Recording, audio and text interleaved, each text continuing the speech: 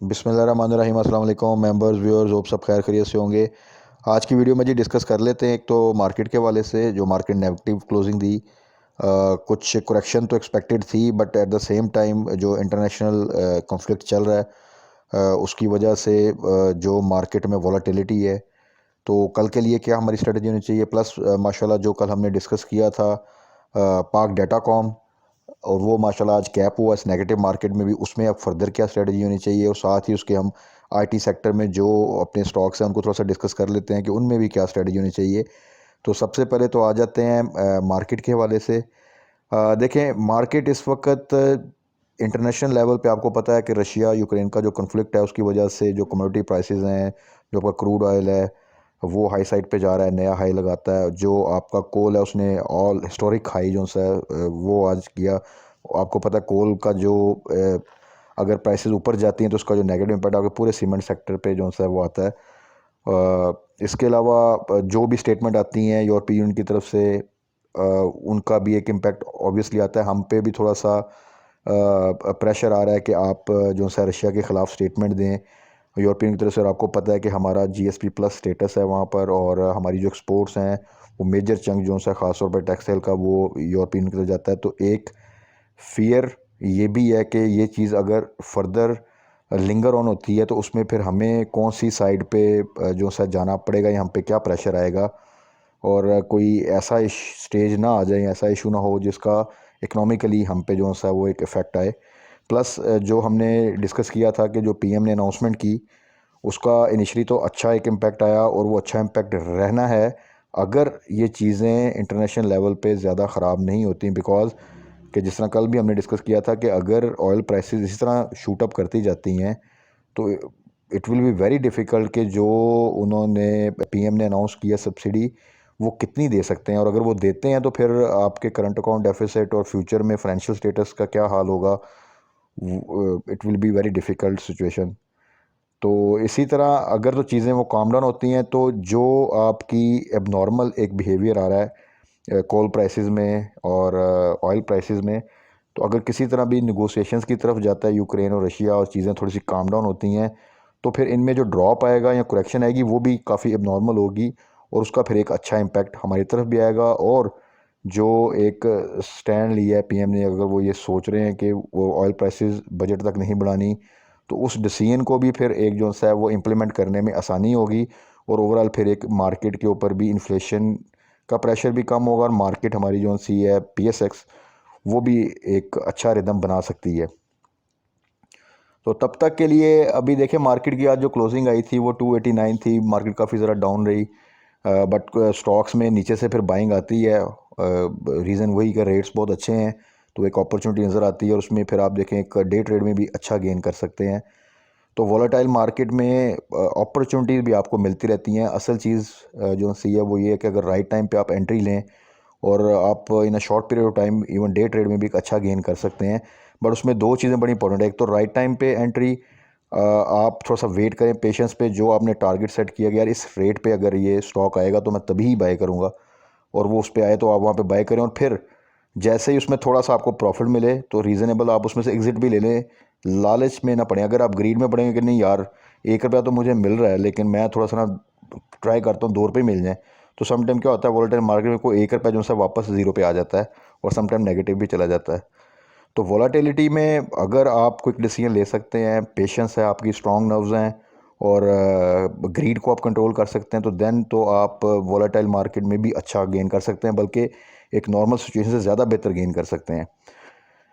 तो एनीवेज़ पाकिस्तान की तो मार्केट आपको पता है पिछले 3 साल से काफ़ी ज़्यादा वॉलेटाइल है, और इसमें अगर आप देखें तो कुछ एक छोटी रैलीज़ बनती हैं।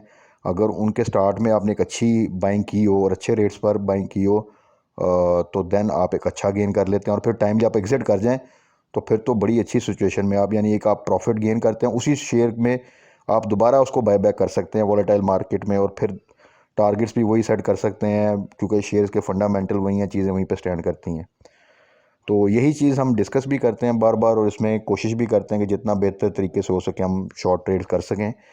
तो मेरी कोशिश यही है कि इस पूरे सिनेरियो में भी कोई ऐसी अपॉर्चुनिटी जिसमें आप बड़ा अच्छा प्रॉफिट गेन कर सकें वो आपको बताता रहो। अल्लाह का शुक्र है कि हर माह कोई ना कोई ऐसी अपॉर्चुनिटी आ जाती है जो कि हमें अच्छा गेन दे जाती है। तो अब थोड़ा सा डिस्कस कर लेते हैं स्टॉक्स को। उसमें सबसे पहले पाक डाटाकॉम कल हमने डिटेल में डिस्कस किया, इसकी क्या अपॉर्चुनिटी है और इस वक्त क्या पोटेंशियल है इसमें, क्या स्ट्रेटजी हमारी बाइंग की होनी चाहिए।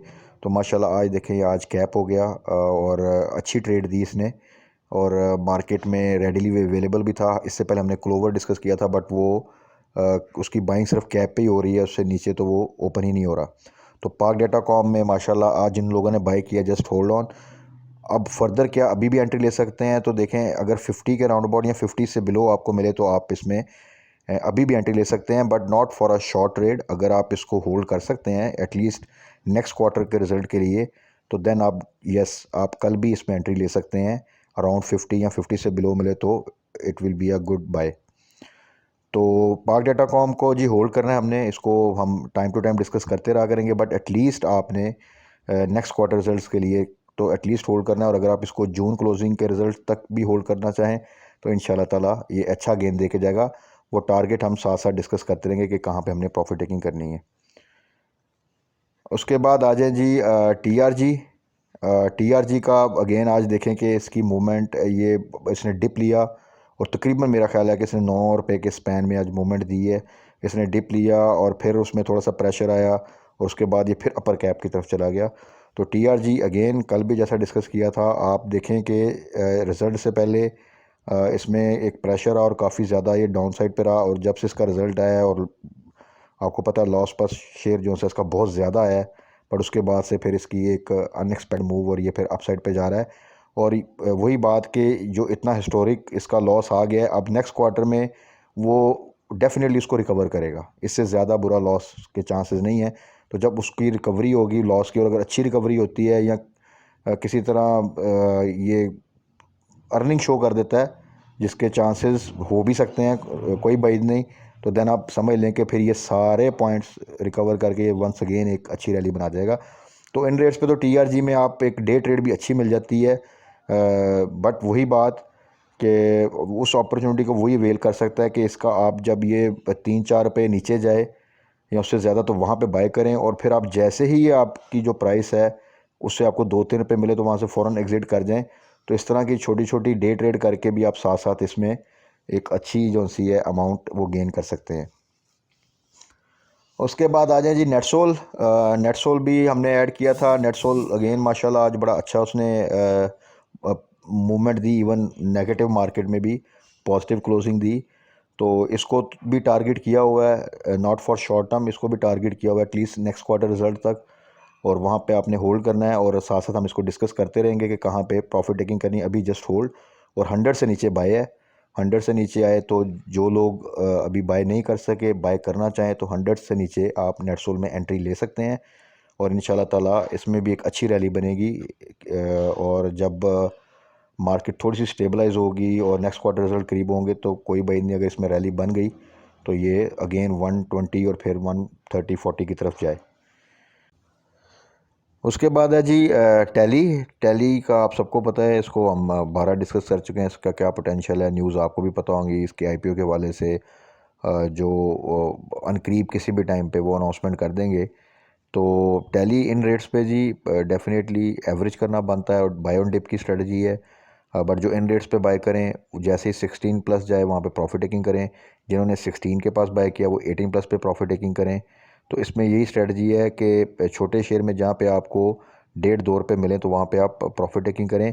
वॉलेटाइल मार्केट में शॉर्ट ट्रेड्स जो है वो आपको एक अच्छी अपॉर्चुनिटी देती हैं।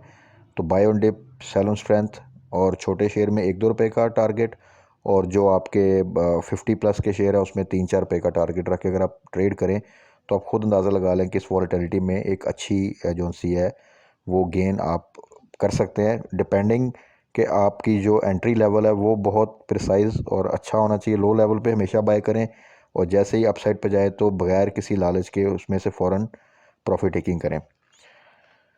तो ये तो था जी वो आईटी सेक्टर से रिलेटेड थोड़े शेयर जिनमें हम ट्रेड करते हैं, उनको थोड़ा सा डिस्कस कर लिया आज। और इंशाल्लाह ताला पाक डाटाकॉम को होल्ड करें फॉर नेक्स्ट क्वार्टर रिजल्ट, अच्छा गेन मिलेगा। सेम नेटसोल को होल्ड करें फॉर नेक्स्ट क्वार्टर रिजल्ट्स, इसमें भी इंशाल्लाह ताला अच्छा गेन मिलेगा। और जो स्ट्रेटजी हमने इन दोनों में डिस्कस किया उसको फॉलो करें। हमने बाइंग लेवल भी डिस्कस कर लिए और बता दिए हैं कि क्या स्ट्रेटजी होनी चाहिए। सेम टीआरजी में आपको पता है कि जो गेम है उसमें स्ट्रॉन्ग उसके साथ आप डे ट्रेड कर सकते हैं। बाकी अगर आपने होल्डिंग करनी है तो फिर आपको थोड़ा सा वेट करना पड़ेगा। इंशाल्लाह ताला अल्टीमेटली ये बेहतर होगा। बट टीआरजी में जो सही है ट्रेड इट्स उसके लिए डेफिनेटली आप में पेशेंस एक होनी चाहिए, तो देन ही आप इसमें ट्रेड कर सकते हैं। अदरवाइज़ आप क्या करेंगे कि इसकी जो मूवमेंट इतनी एग्रेसिव होती है कि उसमें फिर आप अगर हाई साइड पे बाय करके ये नीचे आता है वहाँ पे सेलिंग करेंगे तो देन फिर आपको लॉस होगा। तो कल के लिए इंशाल्लाह ताला जी अगर कोई इंटरनेशनल लेवल पे किसी किस्म की भी थोड़ी सी एक अच्छी न्यूज़ आती है, निगोशिएशन की तरफ कोई चीज़ जाती है, तो फिर आप ये जो एक नॉर्मल बिहेवियर है ऑयल में और कोल प्राइसेस में, उसी तरह आप एक नॉर्मल ड्रॉप भी देखेंगे, तो फिर जिसका अल्टीमेटली हमें फ़ायदा होगा। और प्लस दुआ बस ये होनी चाहिए कि जो क्रूड ऑयल है ये जिस तरह बढ़ रहा है इसमें किसी किस्म का थोड़ा सा एक रिवर्सल आना चाहिए। अदरवाइज़ जो अनाउंसमेंट की है पीएम ने सब्सिडी की और नेक्स्ट जो है बजट तक उन्होंने कहा कि हम इनको स्टेबलाइज रखेंगे, तो it will be very difficult. Then वो बहुत मुश्किल हो जाएगी सिचुएशन हमारे लिए और वो हम पे बहुत ज़्यादा प्रेशर आएगा इकनॉमिकली।